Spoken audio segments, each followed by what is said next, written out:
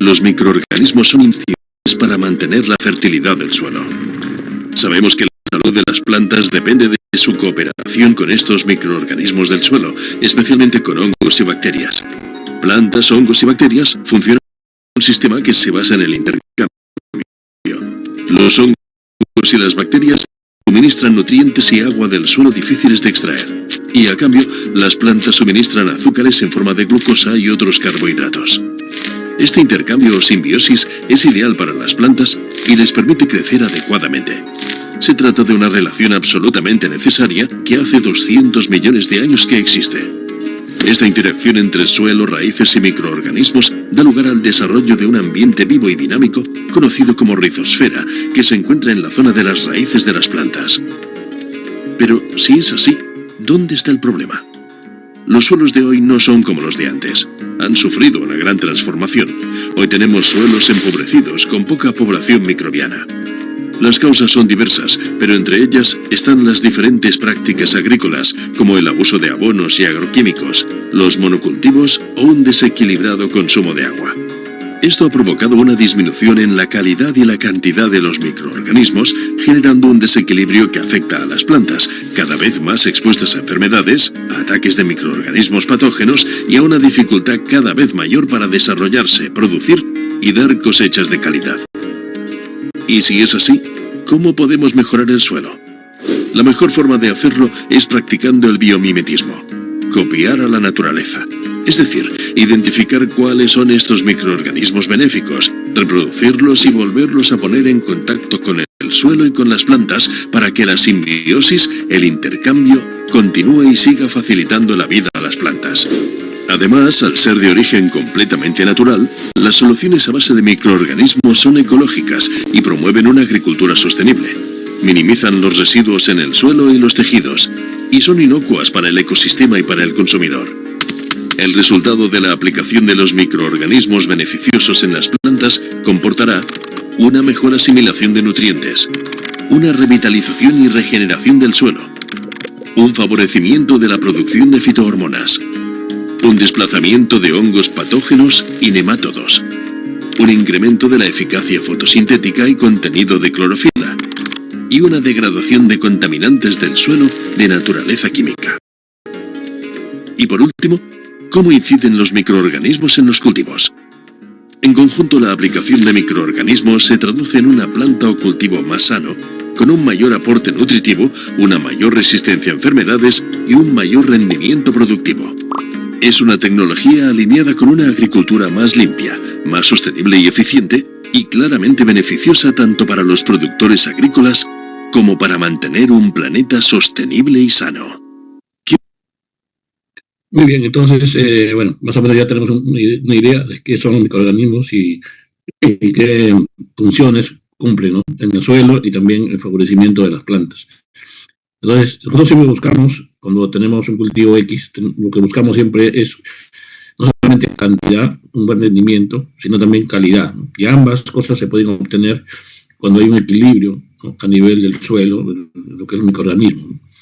Entonces, las plantas necesitan, como ya sabemos, de esos nutrientes, pero esos nutrientes a veces no están disponibles o requieren la presencia de microorganismos para que estos, que son grupos a veces que se especializan. Tenemos grupos, por ejemplo, de microorganismos que se especializan en solubilizar nutrientes, como el fósforo, por ejemplo. Tenemos microorganismos especialistas en la mineralización, por ejemplo, de nitrógeno, de fósforo. Diferentes grupos de microorganismos que son beneficiosos y que ayudan a que exista una bioestimulación a nivel radicular y la planta pueda tomar los nutrientes sin ningún problema. Obviamente que siempre va a haber una lixiviación de nutrientes dependiendo de las características del suelo, ¿no? O también puede haber una inmovilización de nutrientes. Pero en general, cuando un suelo tiene una buena población de microorganismos, lo más seguro es que tengamos un buen rendimiento y una buena calidad de la cosecha. En este cuadro vamos a ver, por ejemplo, tenemos el grupo de microorganismos, también vemos la fuente de nutrientes, el procesamiento, pues sin procesar o procesados, y los resultados pueden ser productos sólidos o líquidos.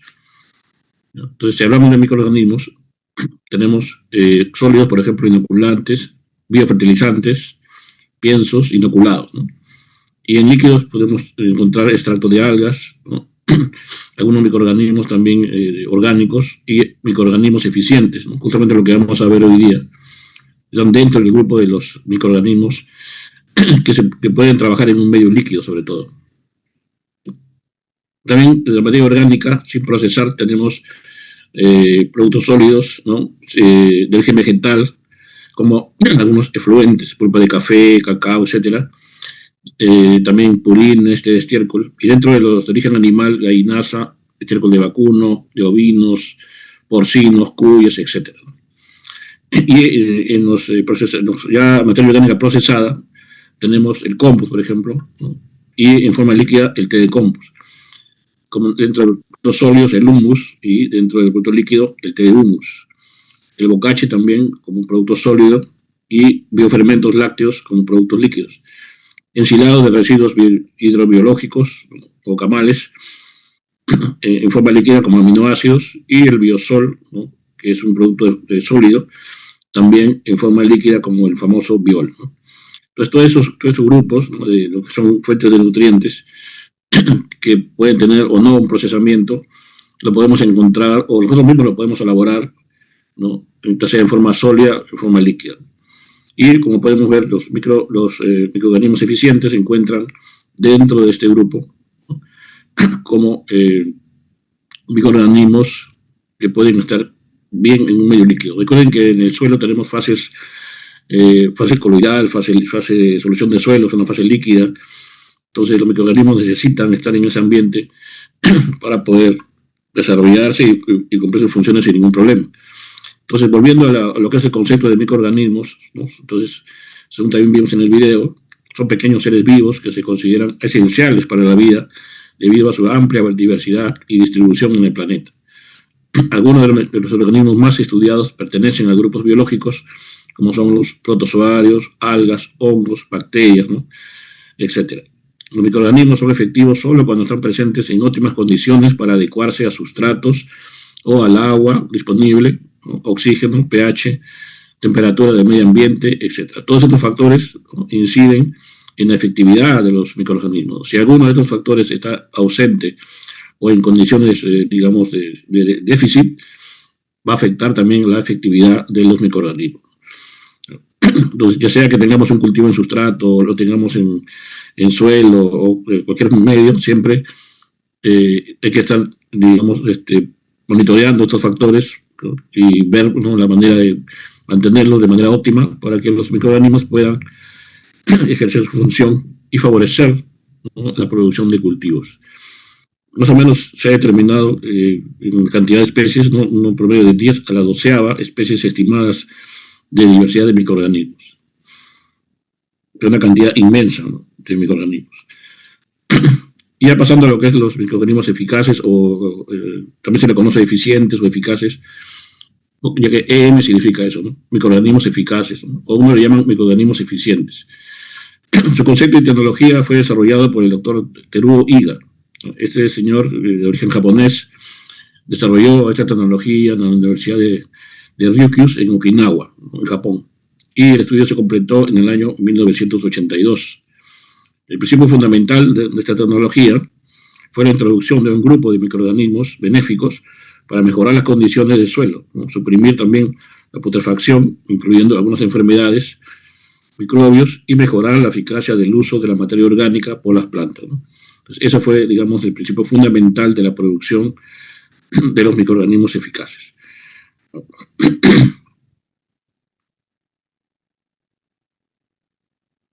Por ejemplo, se puede utilizar los microorganismos eficaces en la producción de compost. Es un ejemplo, ¿no? Que se ha trabajado con desechos de rosas. Y acá un cultivo de papaya en invernadero también utilizando los microorganismos eficientes. Y logrando, obviamente, pues, buenos rendimientos y calidad también, ¿no? Bueno, en esta fotografía vemos al doctor Teruo Iga, ¿no? Que es autor de la serie de un libro llamado An Earth Saving Revolution, ¿no? Desarrollado en el año 1982, y se le considera el padre de la producción de los microorganismos eficientes, ¿no?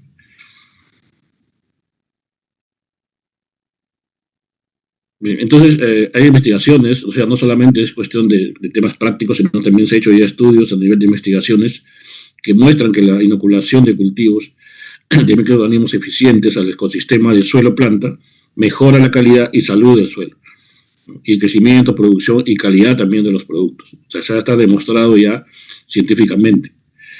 También en el uso en animales se han demostrado beneficios similares, ¿no? No solamente en agricultura se usan los microorganismos eficientes, se usan en diversas facetas, ¿no? de la producción a nivel mundial, ¿no? A nivel el tema, por ejemplo, de ganado, ¿no? También en la industria, el medio ambiente, en diversas, diversidades, ¿no? que existen a nivel mundial, pero nosotros vamos a centrarnos más en la parte agrícola, ¿no? Bueno, el uso de los EM puede aumentar significativamente los efectos benéficos en suelos buenos y prácticas agrícolas como rotación de cultivos, uso de enmiendas orgánicas, labranza conservacionista, o sea, la labranza cero, reciclado de residuos de cultivos y biocontrol de pestes. Entonces, también se está usando bastante los microorganismos eficientes en la parte de control fitosanitario.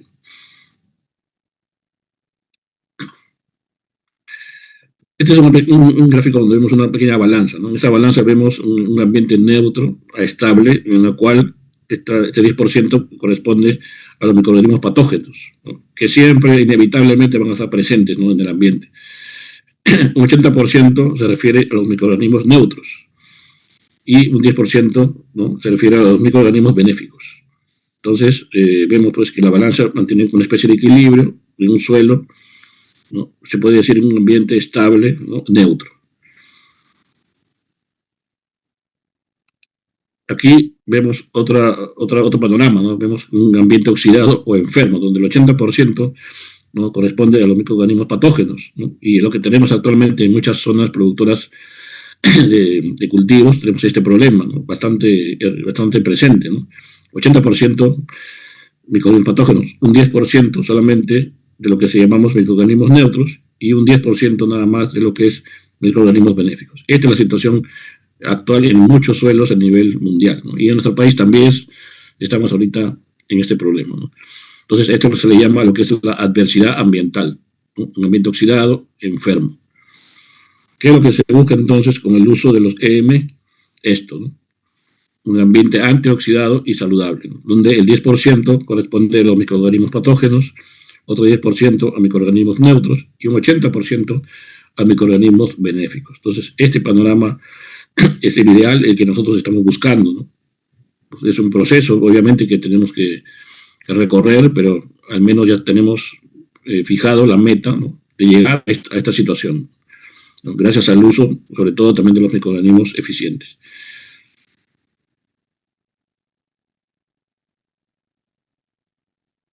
También el uso de los EM ayuda al proceso de descomposición de los materiales orgánicos y durante la fermentación produce ácidos orgánicos que normalmente no están disponibles, ¿no? Por ejemplo, ácidos lácticos, ácidos acéticos, aminoácidos y ácidos málicos, sustancias bioactivas y vitaminas, ¿no?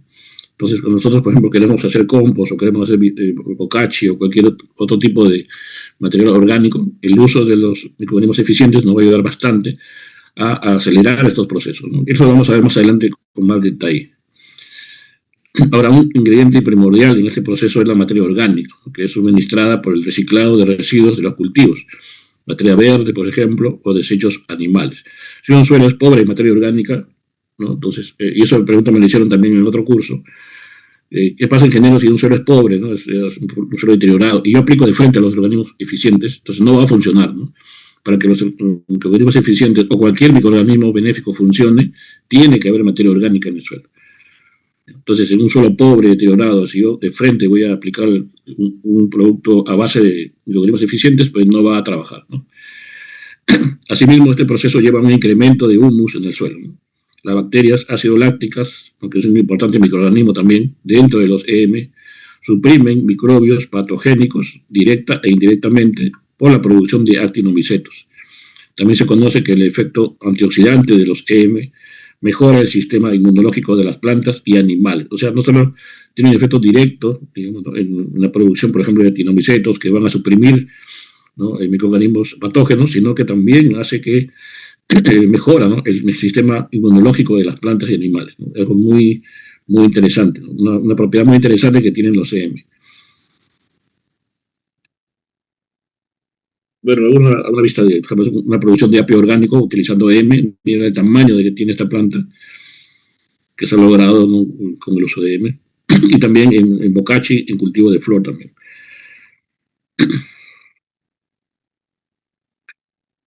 Vamos a conocer ahora los principales microorganismos que están presentes en el EM. Primero están, por ejemplo, las bacterias fototróficas, ¿no? Por ejemplo, una de ellas es Rhodopseudomonas, ¿no?, SP. Entonces, las bacterias fototrópicas son un grupo de microbios independientes y autosuficientes. ¿Qué hacen estas bacterias? Sintetizan sustancias útiles, ¿no?, de secreciones, de raíces, por ejemplo, materia orgánica y gases dañinos, por ejemplo, el ácido sulfídrico, con el uso de luz solar y calor del suelo como fuentes de energía, ¿no? Entonces, es muy interesante su función. Estas sustancias útiles incluyen aminoácidos, ácidos nucleicos, sustancias bioactivas y azúcares, lo cual promueven el crecimiento también y desarrollo de la planta. Entonces, dentro de los microorganismos que componen el grupo de los EM están las bacterias fototróficas.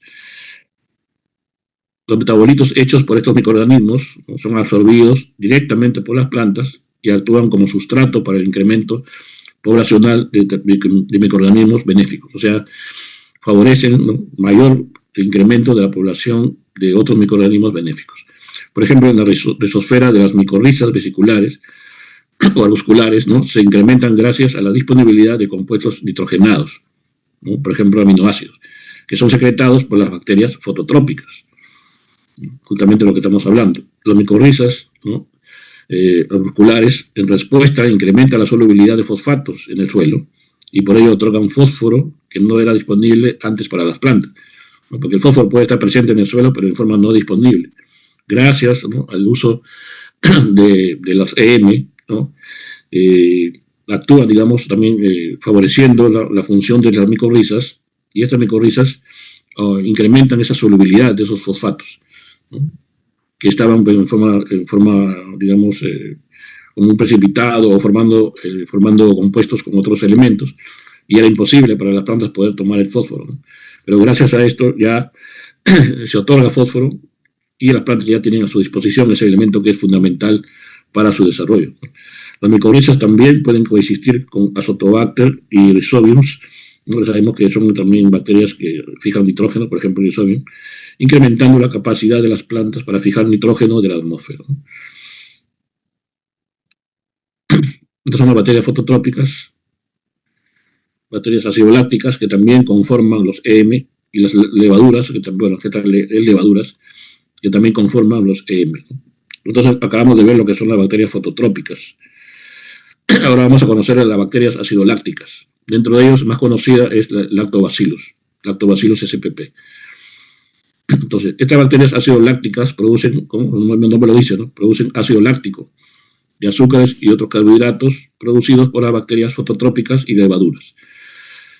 Por eso algunas comidas y bebidas como yogur, ¿no?, y los encurtidos son hechas con bacterias acidolácticas desde tiempos remotos. Sin embargo, el ácido láctico es un compuesto esterilizante, ¿no?, fuerte, ¿no?, que suprime microorganismos dañinos y ayuda a la descomposición de materiales como la lignina, ¿no?, que no es tan fácil de descomponer, y la celulosa también, ¿no?, fermentando, removiendo efectos no deseables de la materia orgánica no decompuesta. Entonces, las bacterias acidolácticas tienen la habilidad de suprimir enfermedades, incluyendo microorganismos como Fusarium, ¿no?, que aparecen en programas de cultivos continuos. Cuando no hay rotación de cultivos, ¿no?, se genera mucho Fusarium. En circunstancias normales, especies como Fusarium debilitan las plantas, exponiéndolas a enfermedades y poblaciones grandes de plagas como los nematodes. Claro, una planta que tiene el sistema radicular débil es más fácil que pueda ser atacada por nematodes. Entonces, el uso de bacterias acidolácticas reduce las poblaciones de nematodes también y controla la propagación y dispersión de Fusarium, y gracias a ello induce un mejor ambiente para el crecimiento de los cultivos. También, entonces, muy interesante la función que tienen las bacterias acidolácticas. Y también otro grupo que componen los EM son las levaduras, ¿no? La más conocida es Saccharomycetes. Las levaduras sintetizan sustancias antimicrobiales y otras útiles requeridas también por las plantas. ¿no? Para su crecimiento a partir de aminoácidos y azúcares secretados por las bacterias fototrópicas, materia orgánica y raíces de las plantas. Entonces, las sustancias bioactivas, como las hormonas y las enzimas producidas por las levaduras, promueven la división activa celular y radical. Entonces, favorecen el desarrollo también de las raíces. Estas secreciones también son sustratos útiles para el EM, como las bacterias acidolácticas y actinomycetes. Entonces, hemos visto entonces grupos de bacterias que conforman también los EM y son muy efectivas. Las raíces de las plantas también secretan sustancias como carbohidratos, aminoácidos, ácidos orgánicos y enzimas activas. Y entonces el EM utiliza estas secreciones para su crecimiento también. En el transcurso de este proceso, el EM también secreta y provee aminoácidos, ácidos nucleicos, una gran variedad de vitaminas y hormonas a las plantas. O sea, hay una simbiosis. La planta otorga y también el EM otorga también a la planta. Entonces, eso significa que el EM en la rizosfera coexiste con las plantas. Por ello, en suelos dominados por EM, las plantas crecen excepcionalmente bien, ¿no? Entonces, eso es lo que se busca también actualmente, ¿no? Usar el EM en cualquier tipo de programa para favorecer el crecimiento adecuado de las plantas. Bueno, y en este cuadro vemos también los principales microorganismos en el EM: bacterias fotosintéticas, bacterias acidolácticas, levaduras, ¿no? Principalmente, ¿no? Entre otras, ¿no? Obviamente que existen muchos más tipos de microorganismos en el EM, pero estas son las más importantes, ¿no? Entonces, las bacterias fototrópicas, ¿no? Hay una coexistencia con las levaduras y con las bacterias acidolácticas, ¿no? Entre ellas, y todos en conjunto forman lo que es el EM, ¿no? Microorganismos eficientes. Bien, ahora, seguramente siempre hemos escuchado por ahí decir hay que activar los EM, ¿no? La activación de los EM, ¿no? Entonces vamos a ver qué es el EM1 y la activación. Entonces, el EM, ¿no? Los microorganismos eficientes tienen varias expresiones. Por ejemplo, se ha escuchado por ahí, ¿no? El EM solución madre, ¿no? Se ha escuchado también el EM original, EM básico, EM concentrado, etcétera, ¿no? Diferentes expresiones que son diferentes nombres, en verdad, ¿no? Para el mismo producto. Pero está uniformando su nombre solo con M1, y el M1 viene únicamente en forma líquida y contiene microorganismos útiles y seguros, ¿no? Entonces, el M1 está latente, o sea, inactivo, ¿no? Para conservar a largo plazo. Por lo tanto, antes de usarlo hay que activarlo. Quiere decir productos secundarios de M, ¿no? Entonces, cuando ya el M1 está activado, cambia de nombre y se le llama EMA, el cual puede obtener mayor población de microorganismos beneficiosos y también puede minimizar los costos, ¿no? Entonces, de eso se trata.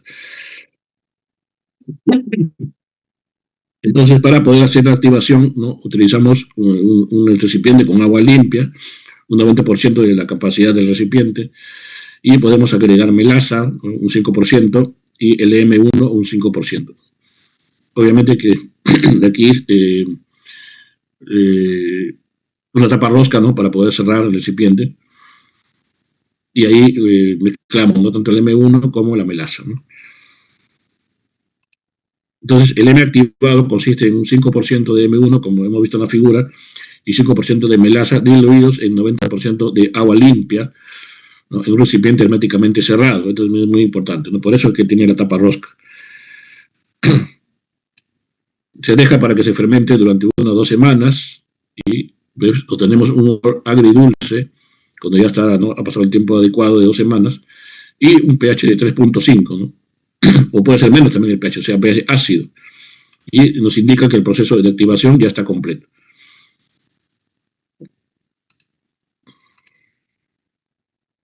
Y la activación solamente es una sola vez, nada más, ¿no? Si lo hace más, se pierde equilibrio de los microorganismos, por lo tanto no hay garantía sobre su calidad y función. Entonces, esa activación solamente se hace una sola vez. También debe usar el mismo material y volumen mencionado, si no afectará a su calidad, ¿no? O sea, respetar, ¿no? Respetar los porcentajes tanto de M1 como de melaza, ¿no? Si variamos esos porcentajes, pues vamos a variar la calidad del EMA. Entonces, la calidad del EMA es muy importante, y si activa con mala calidad, no trabaja ni actúa, acá había un error, no actúa la bacteria, ¿no? Que contiene en el sitio, ¿no? donde se aplica. por lo que es mejor consultar a un distribuidor autorizado antes de la activación, si tenemos dudas, ¿no? Si tenemos dudas, hemos adquirido de repente un M1, entonces si tenemos dudas de cómo hacer la activación, es qué mejor que el distribuidor para que nos dé las pautas, ¿no? Porque no siempre a veces se hace de esta manera, ¿no? Y podemos cometer algún error de repente. Pues, ahora vamos a ver los usos del EM1, primero en agricultura, ¿no? Que es el tema que vamos a abarcar con mayor detalle. Entonces, la tecnología de EM está siendo utilizada para reemplazar agroquímicos y fertilizantes sintéticos en varios cultivos, ¿no? Ya que estos productos a través del tiempo han demostrado pues, problemas, ¿no? Problemas de contaminación de suelos, deterioro de suelos, disminución justamente de la población microbiana del suelo con el uso excesivo de agroquímicos y fertilizantes sintéticos, ¿no? Entonces, el EM para la agricultura se enfoca, ¿no? Para el mejoramiento de la calidad del suelo, construyendo una microflora balanceada con la mayoría de especies de microorganismos benéficos. Esa es la idea del uso del EM. Entonces, a través de esto es posible transformar cualquier enfermedad del suelo, un inductor de enfermedades, en un suelo supresor de enfermedades. Entonces, claro, de un suelo inductor de enfermedades lo transformamos a un suelo supresor de enfermedades. También cibogénico, que significa una forma inactiva de enzimas, y finalmente sintetizador también. Eso es lo que se busca, tenemos también un suelo que sea sintetizador. Cuando las plantas tienen un mejor ambiente para su crecimiento y desarrollo, los niveles de producción, ¿no? Se incrementan y aumenta también la resistencia a enfermedades. Y además de esto, la calidad de los productos que provienen de fincas donde se utiliza el EM son de mejor apariencia y sabor, ¿no? Mejora también el BRICS. Y no solo eso, sino que también una vida de anaquel más larga, o sea, más duración en todo el proceso de post cosecha.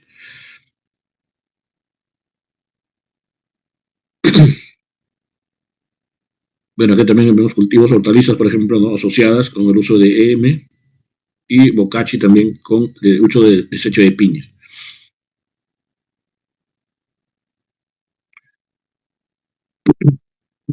Ahora, la tecnología EM también puede ser utilizada en la preparación del terreno, ¿no? Germinación y engrosamiento de material vegetal, ¿no? La siembra y trasplante y mantenimiento tanto del suelo como del follaje de las plantas. Entonces, aquí vemos algunos usos y aplicaciones de EM en posibles áreas de aplicación. Entonces, por ejemplo, aquí tenemos una papaya orgánica en invernadero que se ha trabajado con EM, o un vivero orgánico también trabajado con EM. Entonces, si comparamos con un vivero, digamos, común y corriente, vamos a ver gran diferencia, ¿no? Porque aquí se va a ver plantas vigorosas, sanas, ¿no? Con buen desarrollo, por el uso de EM.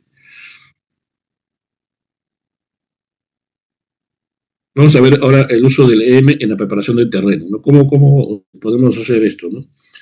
Entonces, la aplicación de EM, ¿no? Microorganismos eficaces activados en el momento de la preparación del terreno, tiene como objetivo establecer en el suelo los microorganismos benéficos presentes en el EM para promover el desarrollo vigoroso de los cultivos, ¿no? Entonces, en el momento de la preparación del terreno podemos hacer aplicaciones de EM, ¿no? Entonces, ya cuando sembramos ya el cultivo, vamos a poder promover su desarrollo rápidamente, un desarrollo vigoroso. De igual manera, también se busca transformar la materia orgánica generada después de un ciclo de cultivo, ¿no? Por ejemplo, cosechamos un cultivo, puede quedar ahí materia orgánica dentro del terreno, favoreciendo el reciclaje de nutrientes y la mejora de las características físicas, químicas y microbiológicas del suelo, ¿no? Es sumamente importante esas tres características, ¿no? Físicas, por ejemplo, tener una buena textura, estructura; químicas, ¿no? Tener una buena capacidad de cambio catiónico, ¿no? Un pH cercano a neutro, libre de sales o mínima cantidad de sales, ¿no? Y microbiológicas, pues, ¿no? Con la mayor cantidad de microorganismos benéficos que puede tener un suelo. El modo de uso, en el momento de preparar el suelo para la siembra, ya sea por primera vez o para un nuevo ciclo productivo, utilicen los microorganismos presentes en EMA de la siguiente manera, ¿no? Primero, seleccionamos el terreno que vamos a preparar con EM, ya sea por primera vez o para establecer un nuevo ciclo de cultivo. Pique los residuos vegetales presentes en el terreno, ¿no? O sea, restos de cosechas o malezas, y déjalos en el suelo antes de prepararlo. ¿Ya? Después prepare una dilución de EM y agua, teniendo en cuenta que aplica la dilución de EM al suelo, ¿no? Homogéneamente, siempre es importante, por lo menos 15 a 20 días antes de la siembra. Pasado el tiempo recomendado, prepare el terreno según el cultivo que vaya a sembrar, ¿no? Entonces ya hacemos preparación, ya sea para maíz, por ejemplo, o papa, o para cultivo, ya sabemos más o menos cuál es la forma en que preparamos el terreno, y eso lo hacemos normalmente, ¿no? Porque ya hemos aplicado el EM al suelo.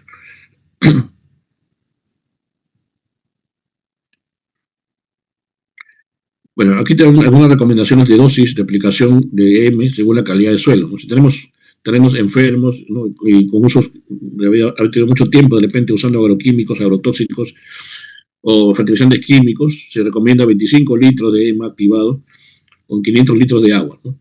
Es más o menos una dilución del 5%. Si tenemos terrenos normales, ¿no? Con buena cantidad de materia orgánica, basta con 10 litros de EMA activado, ¿no? En 500 litros de agua, una dilución del 2%. Si el terreno es muy sano, con un solo cultivo orgánico, por ejemplo, ¿no? Y con buena cantidad de materia orgánica, ahí solamente bastaría con 5 litros de EMA activado, ¿no? En 500 litros de agua, ¿no? Una dilución de 1%. Entonces va a depender de la calidad del suelo que tengamos. Por ejemplo, ¿no? En campos de arroz se aplican 30 litros por hectárea de EM cuando se hace la preparación del terreno. Y luego se vuelve a aplicar a los 30 días y los 60 días después de la siembra, ¿no? Es un ejemplo, por ejemplo, ¿no? Para lo que es el arroz. Entonces, con esta recomendación se, ¿no? presenta más rápido, ¿no? La velocidad de germinación, mejor macollamiento, en el caso de arroz, ¿no? Y espigas por planta o metro cuadrado. O sea, más cantidad de espigas por metro cuadrado. Entonces, interesante. Entonces, para poder nosotros saber la cantidad de EMA activado que debemos aplicar de acuerdo al tipo de terreno que tengamos. Y cuando queremos utilizar EM para lo que es germinación y enraizamiento de plantas, ¿no? Ya sea por semilla o por estacas, tiene como objetivo generar una barrera protectora, ¿no? Con microorganismos benéficos alrededor del material para que el momento de entrar en contacto con el suelo o el sustrato, si usamos sustrato, se reduzca la incidencia de enfermedades alojadas en el medio. Por otra parte, se busca promover también la germinación y brotación vigorosa y uniforme de los materiales sembrados por la generación de hormonas, porque ya también sabemos que los EM también pueden generar la producción de hormonas, aminoácidos y sustancias antioxidantes.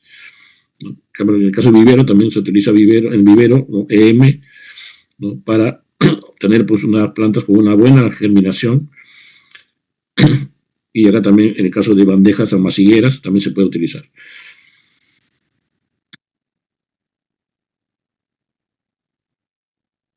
Bien, ahora el modo de uso, ¿no? Para utilizar EM en la siembra de semillas, estacas o cualquier otro mecanismo de propagación, lo vas a tener en cuenta. Primero, seleccione el material a propagar, ya sean semillas, estacas, estolones o rizomas, ¿no? Si algunas está tratado con agrotóxicos, es mejor lavarla primero y secar en la sombra antes del tratamiento con EM, ¿no? Porque si no, si quedan residuos, por ejemplo, de agrotóxicos en las semillas o en las estacas, pueden matar a los EM, ¿no? Entonces siempre es importante, ¿no? Si ha sido tratado, es mejor lavarla bien y secarlo en la sombra antes del tratamiento con EM. Segundo, prepare una solución de EM y agua utilizando una dilución del 2%, es decir, una parte de EM activado por 50 partes de agua. Tercero, saca las semillas o estacas y déjelas secar, ¿no? Durante 30 minutos en la sombra, evitando el contacto directo de los rayos del sol, porque eso también a veces inactiva los EM. 4. Pasado el tiempo de secado, siembra el material y riega con abundante agua. Entonces son los pasos a seguir si queremos utilizar los EM en la siembra de semillas o estacas.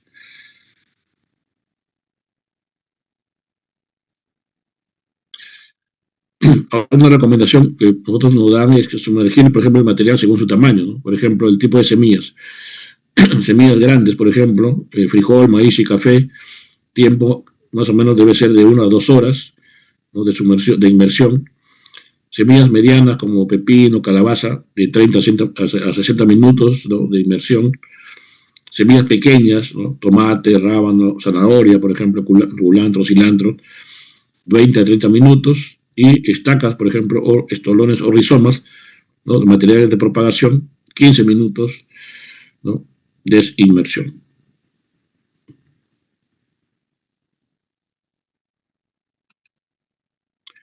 Bien. Ahora, cuando queremos utilizar los EM en la siembra directa y trasplante, ¿no? Ya sea a raíz desnuda o con sustrato, tiene como objetivo inocular antes de la siembra el material que se va a propagar con los microorganismos presentes en el EM, ¿no? Entonces, esta inoculación genera una barrera también alrededor de las semillas y raíces contra las enfermedades del suelo, ¿no? Una barrera protectora. También esa barrera reduce el estrés generado por el trasplante y aporta sustancias bioactivas que promueven el desarrollo vigoroso de las plantas y el establecimiento de los microorganismos en el área de la rizosfera, o sea, área de mayor volumen de raíces en el suelo, ¿no? Entonces, también interesante el uso del EM en lo que es siembra directa y trasplante, ¿no? Mediante la inoculación. El modo de uso en este caso, para la siembra directa o trasplante, primero preparamos una dilución de EM en agua en una relación de 2%, es decir, una parte de EM por 50 partes de agua. Segundo, si la siembra es directa, aplicamos la dilución de EM, una parte de EM por 50 partes de agua, sobre las semillas al taparlas con suelo. En el caso de trasplante, riegue las bandejas de las plántulas por lo menos 3 días antes de llevarlas al campo con EM y aplique un buen riego en el momento del trasplante. Tercero, al trasplantar plántulas a raíz desnuda, sumerja las raíces al momento de la siembra en la misma dilución de EM. Ya sabemos que es una parte de EM por 50 partes de agua, ¿no? Entonces, sumergimos por 15 minutos y luego recién sembramos.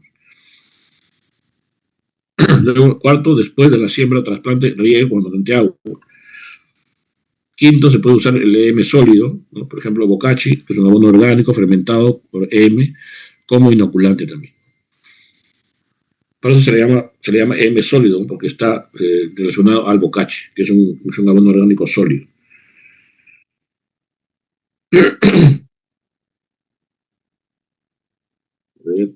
Muy bien.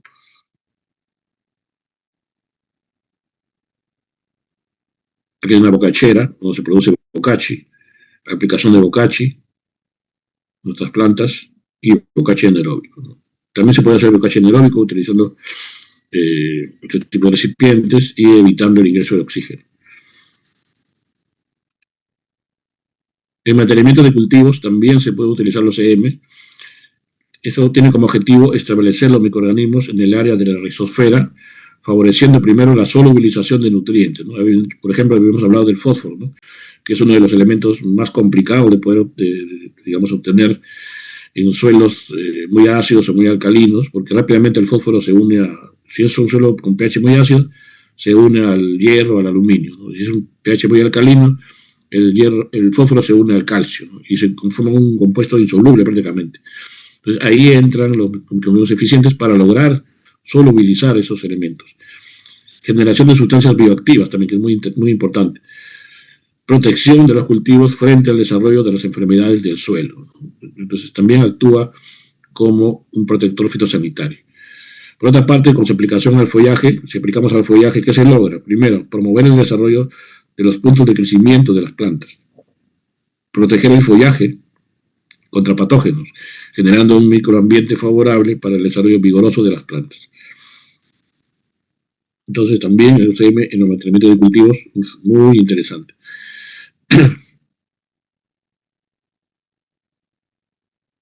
Por ejemplo, aquí fumigación de repelente natural con EM, ¿no? O sea, un repelente natural, ¿no? Que se ha hecho con EM. Y también producción de lechuga orgánica utilizando EM. El modo de uso, la utilización de los microorganismos eficaces en el mantenimiento de cultivos puede darse mediante aplicaciones directas al suelo o al follaje también. Si hablamos de aplicaciones al suelo, ¿no? Las aplicaciones de EM al suelo depende del tipo de cultivo, de tal manera que se pueden clasificar, ¿no? De la siguiente manera. Primero, por ejemplo, si tenemos cultivos de ciclo corto, ¿no? Podemos aplicar, perdón, podemos aplicar 20 litros por hectárea de EM, ¿no? Una dilución de 5% cada 8 días por un mes, ¿no? La frecuencia de aplicación, y al 2% luego de cada 15 días antes de la cosecha. Cultivos semipermanentes, ¿no? Por ejemplo, un espárrago podría llamarse semipermanente, 20 litros también por hectárea, una dilución del 2%, y la frecuencia sería cada 15 días.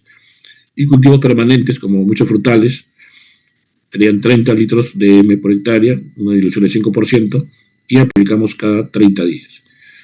Son recomendaciones generales para al suelo, dependiendo del tipo de cultivo.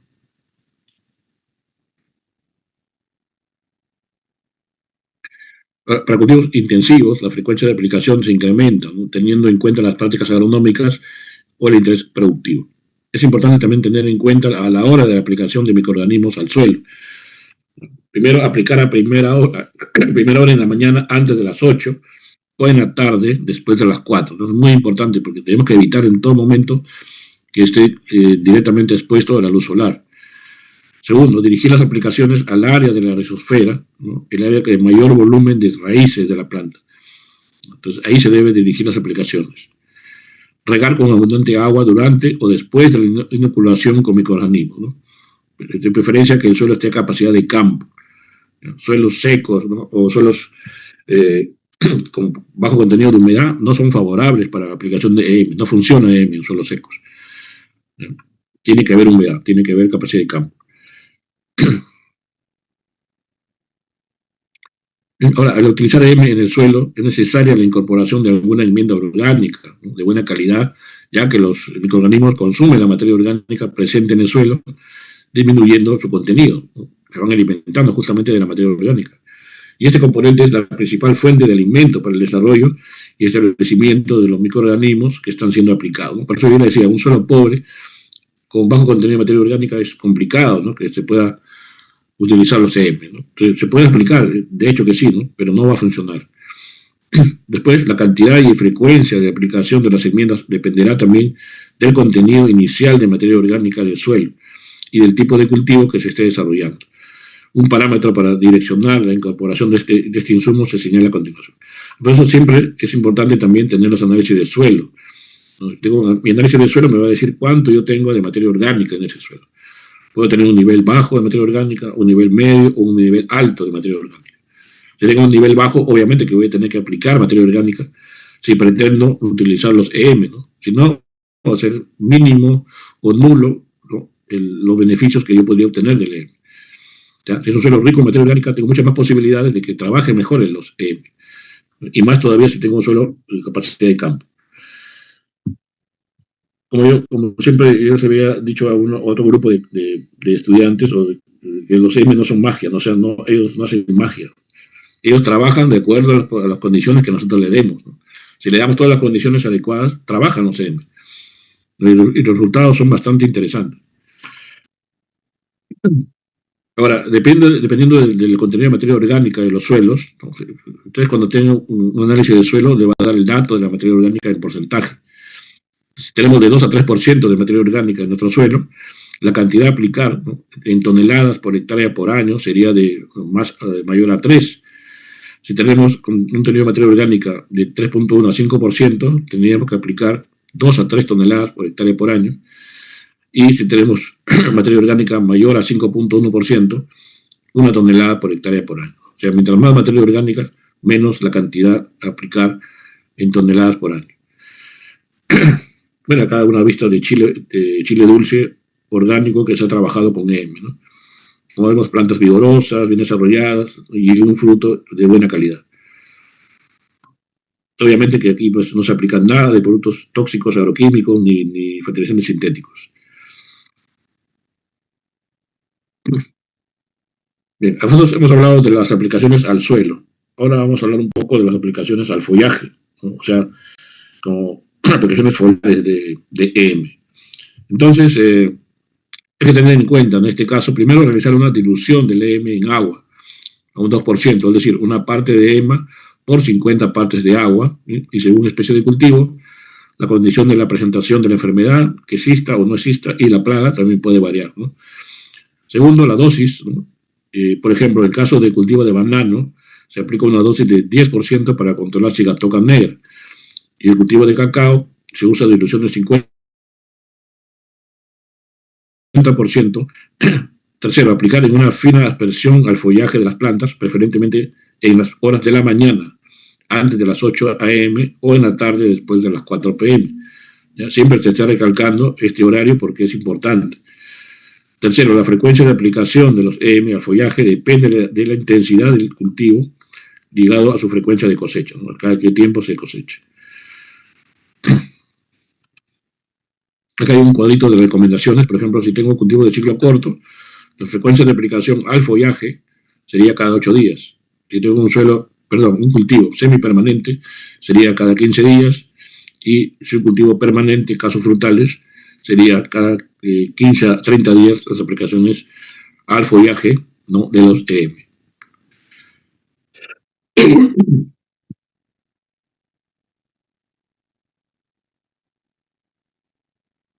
Acá, por ejemplo, en algunas vistas, esta aplicación al follaje, vinaza, por ejemplo, con EM, en caña de azúcar, ¿no?, caña de azúcar orgánica. La fermentación de los EM se utiliza para que se produzcan varias sustancias y enzimas benéficas para los cultivos. Uno de ellos, el más conocido por agricultores orgánicos, se llama EM repelente, EMR, el cual es un producto repelente natural para prevenir la llegada de insectos, hongos y nematodos nocivos.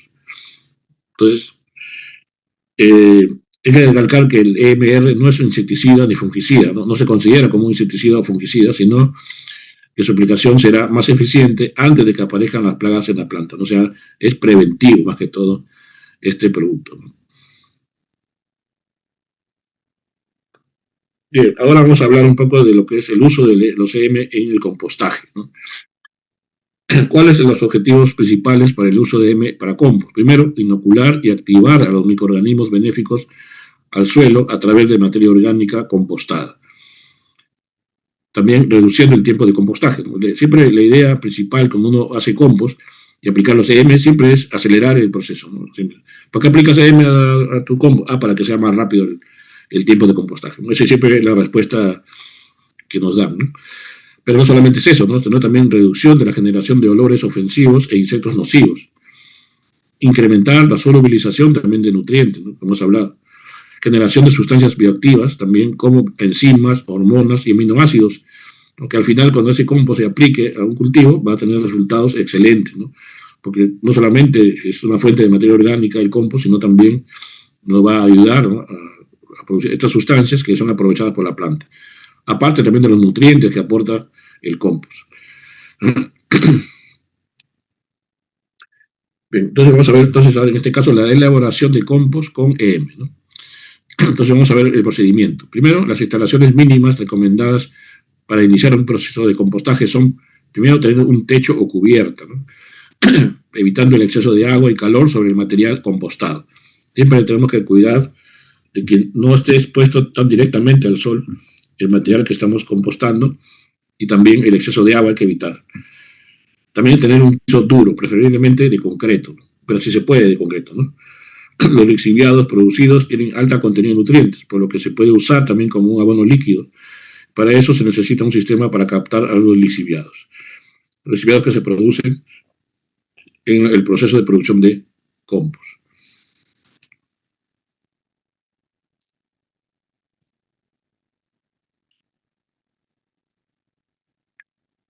Bueno, segundo, los residuos sólidos orgánicos que van a ser compostados pueden ser de origen animal o vegetal, ¿no?, derivados de cosecha, post cosecha, procesamiento de alimentos o cría de animales, ¿no? Todo ello se utiliza para hacer el compost.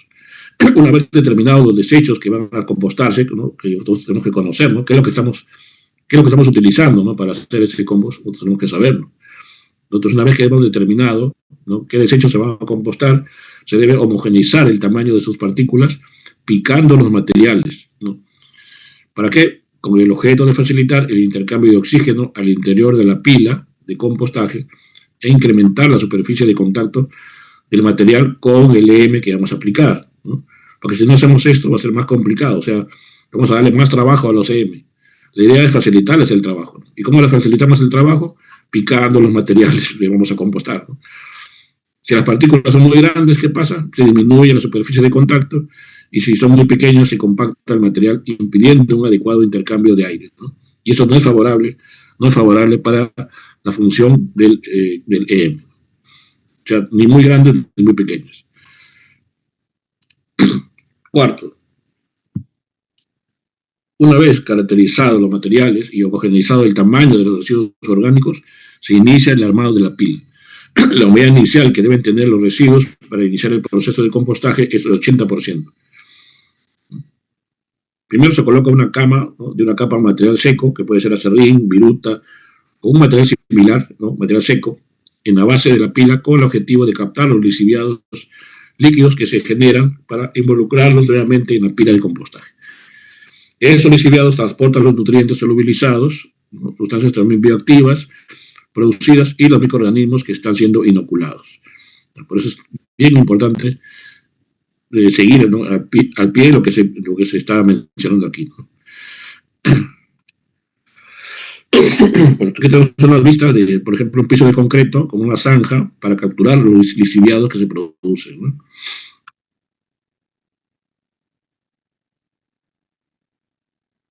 Bien, seguimos entonces con el procedimiento. 6. Sobre la cama de acerrín se colocan ya los materiales a compostar en capas, ¿no?, de 20 centímetros de alto, inoculándolas con la dilución de EM. Por cada tonelada de desechos, en el momento de la instalación de la pila, se utilizan 2 litros de EM diluidos en 18 litros de agua. Ojo, aquí está la dosis. 7. El tiempo de proceso durante 4 a 6 semanas, y eso depende de los materiales e insumos empleados, ¿no? Materiales, por ejemplo, residuos de podas, ramas, estos son más difíciles de descomponer. Entonces va a depender del material que se usa para que el proceso dure más o menos tiempo, ¿no? Bueno, si durante el proceso aparecen malos olores, ¿no?, aparecen moscas, por ejemplo, es señal de un proceso de putrefacción, por lo que hay que aplicar el EM en dilución más concentrada. Y puede usarlo, por ejemplo, 1 litro de EM diluido en 10 litros de agua, ¿no? Entonces, por eso nosotros tenemos que estar atentos, ¿no?, a la aparición de malos olores o aparición de moscas para ajustar, digamos, la dilución de los EM. 8. El seguimiento de la temperatura también permite controlar la humedad y la aireación de la pila de compostaje. Todas variables importantes para que el proceso se dé en el tiempo indicado y con la calidad esperada. Entonces hay que siempre controlar la temperatura y humedad. Una forma de controlar la humedad es a través del uso del, ¿cómo se le llama?, de la técnica del puño, ¿no? No es que sea un tacaño, sino que así se llama la técnica. La técnica del puño. Por acá, ¿cómo podemos nosotros saber más o menos así con la técnica del puño qué cantidad de humedad tenemos, ¿no? Porque ya sabemos que la humedad debe estar entre 70 y 80%, ¿no? Entonces, nosotros podemos hacerlo, por ejemplo, nosotros tomamos con la mano, ¿no?, con la mano podemos tomar un puñado de sustrato, ¿no?, y primero podemos, digamos, apretar firmemente, ¿no? En el puño apretamos esa muestra de sustrato que hemos agarrado, ¿no?, de la pila. Ahora, deberían caer unas gotas, nada más, unas 3, 4 o 5 gotas cuando apretamos, ¿no? Cuando apretamos y salen 4 o 5 gotas, quiere decir que estoy en un 80% de humedad, ¿no? Entonces, el material debe mantener la forma del puño, ¿no? Y al abrirlo, el sustrato se va a ver húmedo y se mantiene unido, ¿no? Pero no tampoco está empapado ni va a chorrear, ¿no? Entonces, ahí nosotros sabemos que estamos con una humedad entre 70 y 80%. Ahora, cuando nosotros agarramos la muestra otra vez con el puño, ¿no?, y no cae agua, por ejemplo, ¿no?, el material, cuando yo hago en mi mano, el material se desmorona fácilmente, ¿no? Entonces, ¿qué pasa? Hay una humedad baja, ¿no?, menos del 70%. Entonces, cuando no cae, cuando yo agarro con mi puño la muestra del compost, ¿no?, y la aprieto duro, ¿no?, y después lo suelto y no cae nada de agua y se desmorona el material, estoy con una humedad baja. Tengo que aplicar más agua, ¿no?, obviamente. Y el caso ya, pues que, por ejemplo, yo agarro otro, ¿no?, puñado y lo aprieto y sale bastante agua, como un chorro, ¿no?, quiere decir que tengo una humedad excesiva, ¿no?, una humedad excesiva que tampoco es conveniente, porque el exceso de humedad reduce el oxígeno, ¿no?, y eso no es bueno para los microorganismos, ¿ya? Entonces, es una forma práctica de poder ver cómo está la humedad de nuestro compost, ¿no? También podemos tener por ejemplo, compostera con techo de plástico, ¿no?, para evitar que los rayos solares caigan directamente, ¿no? 9. El número de volteos semanales dependen de la frecuencia, ¿no?, con que la pila alcance la temperatura de 60 grados mínimo una vez por semana, ¿no? Se debe voltear. En uno de esos volteos semanales debe realizarse una reinoculación con 2 litros de EM diluido en 18 litros de agua, con el objetivo de homogeneizar la presencia de microorganismos en toda la masa orgánica, controlar eficientemente la generación de olores e insectos nocivos y generar sustancias bioactivas y liberación de nutrientes. ¿Ya? Entonces, en uno de esos volteos aprovechamos para una reinoculación con el EM. Podemos utilizar, por ejemplo, en el caso de desecho de cabel fresco, ¿no? Pasa una semana, debe estar más o menos así, 2 semanas, 4 semanas, ¿no? Ya está prácticamente en forma de compost. Finalmente, después del tiempo sugerido, el compost, que termina con un contenido de 30-40% de humedad, se cosecha para aplicarlo en los cultivos o se empaca para su venta, ¿no? Ya nosotros vemos qué destino le damos al compost producido.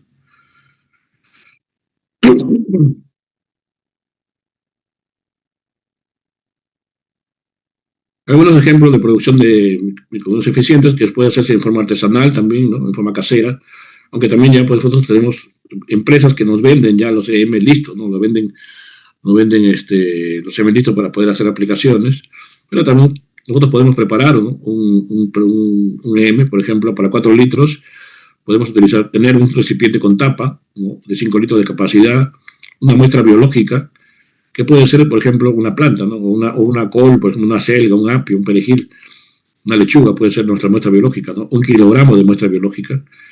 Agua sin cloro, ojo, tiene que ser agua sin cloro, 2 litros. Melaza, ¿no? Que debe ser el 20% de la mezcla, 600 gramos de melaza.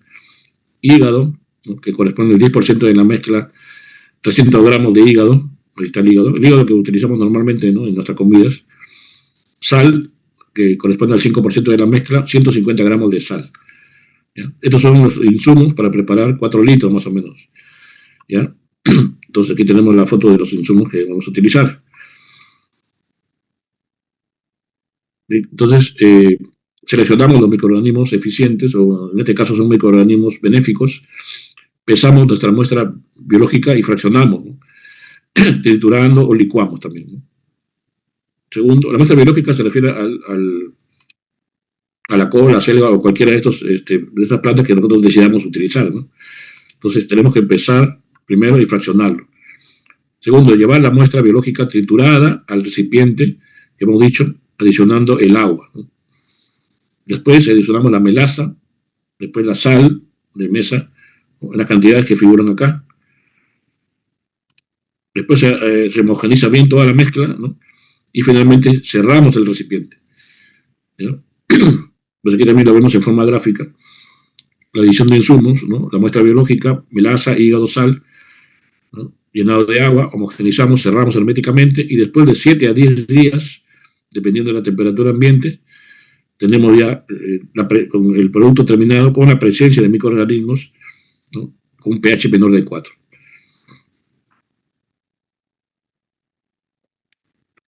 Para la recuperación de los microorganismos benéficos, después de 7 a 10 días, dependiendo de la temperatura del ambiente, se observa sobre la superficie una capa blanquecina, ¿no? Acá, por ejemplo, una capa blanquecina y un olor a fermento, similar a la chicha de jora, ¿no?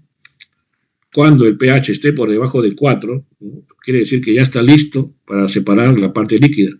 O sea, separamos el inóculo madre y comenzamos su escalamiento, ¿no?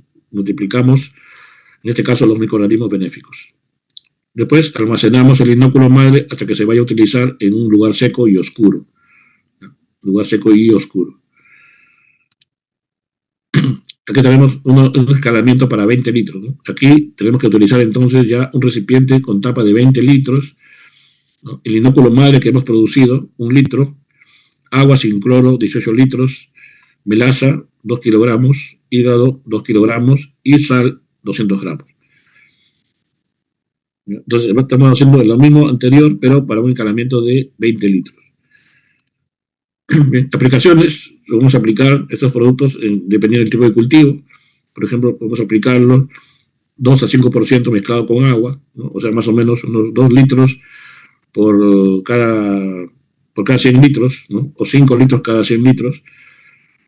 Y podemos aplicarlo con una mochila. Ojo, esta mochila que ven acá debe ser exclusivo para el uso de estos productos. No podemos utilizar una mochila que también mezclamos los agroquímicos o cualquier otro producto. Tiene que ser una mochila exclusiva para el uso de estos productos. Para acelerar el proceso de compostaje también, como hemos visto, ¿no? Vermicompost, Bioles, Bokashi, también utilizamos los EM. Entonces, en cada riego aplicamos 20 litros de mezcla por metro cúbico de la pila. Y podemos utilizar los microorganismos al 10 o al 15% mezclado con agua.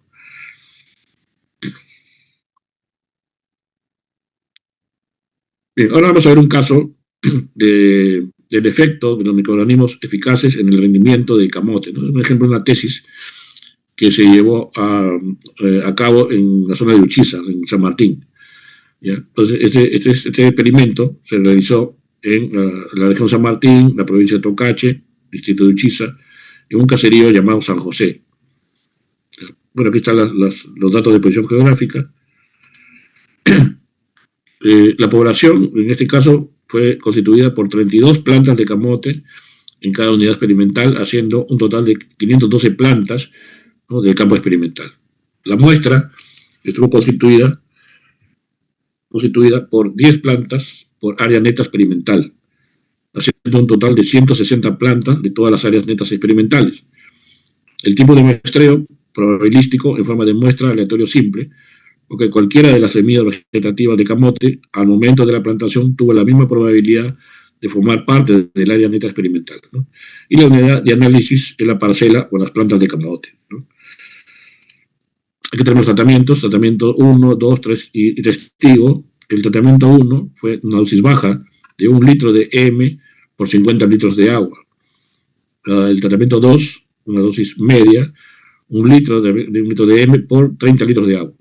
La dosis alta de 1 litro de EM por 20 litros de agua, ¿no? Y el testigo donde no se aplicó nada.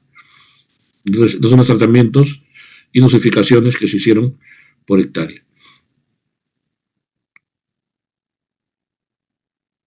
El diseño de investigación fue lo que más se utiliza, los diseños de bloques completamente al azar, con 4 tratamientos y 4 repeticiones, haciendo un total de 16 unidades experimentales, como vemos acá, ¿no? Y consistió en elaborar el croquis del campo experimental, donde se distribuyeron las parcelas, donde se aplicaron los tratamientos determinados en forma aleatoria por bloques. Las características del campo experimental: la longitud del campo fue de 23 metros, el ancho del campo experimental 16.4 metros, el área total del campo experimental, ¿no?, 23 por 16.4, 377.2 metros cuadrados, el área experimental total 259.2 metros cuadrados y el área total de caminos 117 metros cuadrados. Características de los bloques: número de bloques 4, tratamientos por bloque 4, largo del bloque 1440 metros, ancho del bloque 4.5 metros y área total de bloques 64.8 metros cuadrados. Largo de parcela 4.5 metros, ancho de parcela 3.6 metros, área total de la parcela 14.4 metros cuadrados, área neta experimental 4.5 metros cuadrados. Surcos: longitud de surcos por parcela 4 metros, número de surcos por parcela 4, número de plantas por surco 8, distancia entre surcos 0.9 metros, distancia entre plantas 0.5 metros. Este es el detalle de campo experimental con los 4 tratamientos. ¿Qué datos se registraron? Primero, la longitud de raíces. Se tomaron las raíces del área neta experimental y con una regla graduada se midió la longitud de cada una y los resultados se expresaron en centímetros. Segundo, circunferencia de raíces, ¿no? Con las raíces que se tomó para medir la longitud y con una cinta métrica se obtuvo la circunferencia y se expresó en centímetros.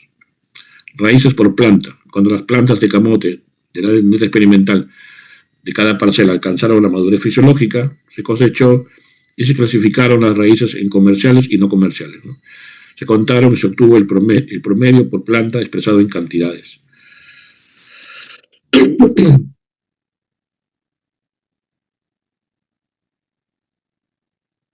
Peso de raíces tuberosas comerciales y no comerciales. Según la clasificación de las raíces comerciales y no comerciales, se pesó las raíces de la ley experimental y los resultados se expresaron en kilos.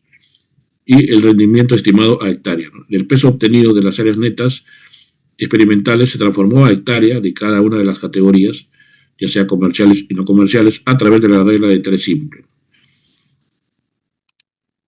Estos son los tratamientos en dosis, dilución y frecuencia de aplicación del EM. Tratamiento 1, dosis de tratamiento 0.14 litros de EM por 7.14 litros de agua, 2% dilución cada 15 días.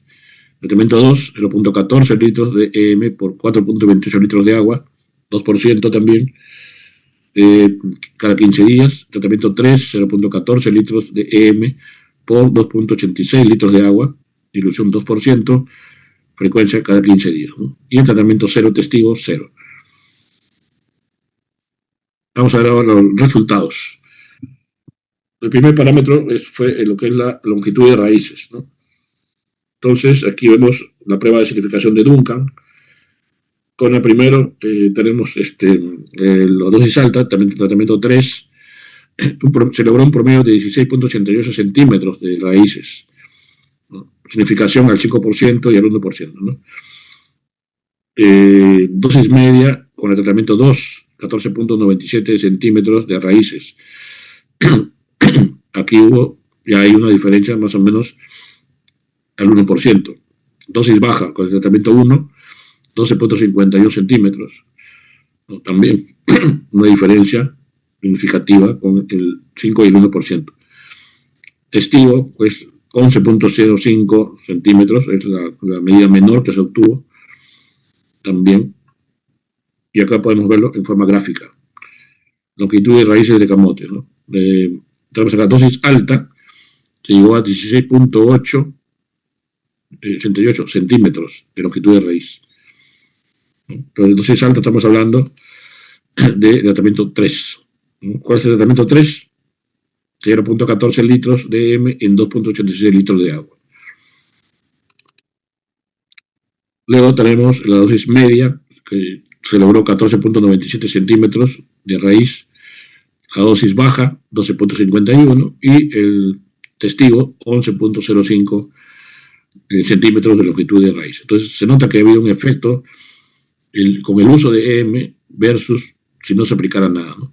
Y dentro de las dosis, la dosis alta fue la que obtuvo el mejor resultado en cuanto a la longitud de raíces.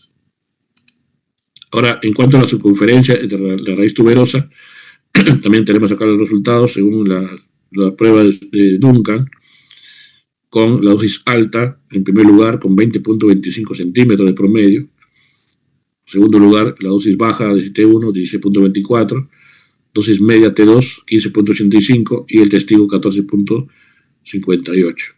Fíjate, también lo vemos en forma gráfica. Circunferencia de raíces de camote, ¿no? Vemos que dosis alta se obtuvo 20.25 centímetros, seguido por la dosis baja, 16.24, dosis media, 15.85, y testigo, 14.58. Nuevamente, el tratamiento de dosis alta logró mejor resultado con lo que es la circunferencia de raíces de camote. Ahora, el peso de raíces tuberosas comerciales. Aquí, nuevamente, en la dosis alta, tratamiento 3, obtuvo el mayor promedio de peso de raíces con 15.38, ¿no?, kilogramos. En segundo lugar, en la dosis media, T2, 12.5 kilogramos. Dosis baja, T1, con 9.38, y el testigo con 7.04.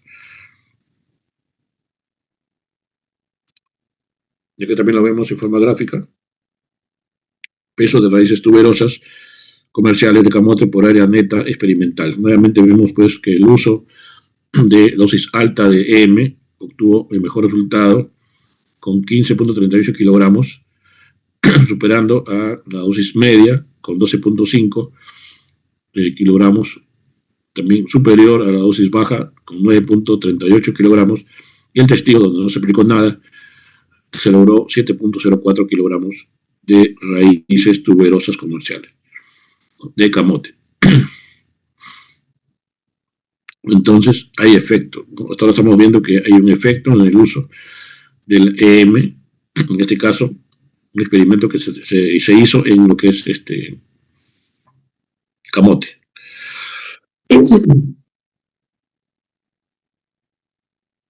Bien, en cuanto al rendimiento, vemos ahí los tratamientos también, rendimientos estimados, ¿no?, que se han llevado a hectáreas, ¿no?, a hectáreas de camote. Tenemos las dosis alta de 3, ¿no?, con un promedio 20.9.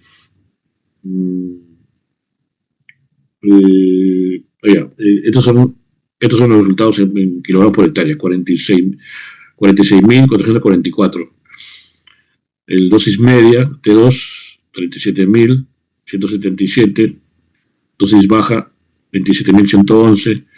Y el testigo, 18.844